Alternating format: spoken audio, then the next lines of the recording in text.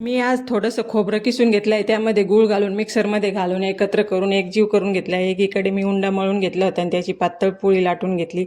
पातळ पोळी लाटल्यामुळे काय होते का आपण जे हाताने मोदक बनवतो ते थोडे जाड बनतात, पण ही पातळ जर पोळी लाटली ना त्याचे सगळीकडून सारखं बनतो आणि जास्त जाड बनत नाही. म्हणून मी पोळी लाटून त्याची 4 चौकोनी भाग करून घेतले आणि असे करून त्याचे 21 मोदक मी गणपती बाप्पासाठी आज बनवले आज चतुर्थी असल्यामुळे.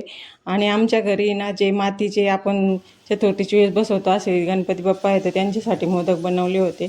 आणि गुळ खोबऱ्याचे मोदक ती मधून जेव्हा एकदम तळून निघतो पाक जो तयार होतो ना त्याची टेस्ट इतकी छान लागते की तुम्ही ना हे कोणत्या साखरेच्या मोदकासोबत त्याला कम्पेअर नाही करू शकत, इतकी छान टेस्ट लागते. तर हे अशी मोदक नक्की करून बघा आणि तुम्हाला जर रेसिपी आवडली तर कमेंटमध्ये सांगा.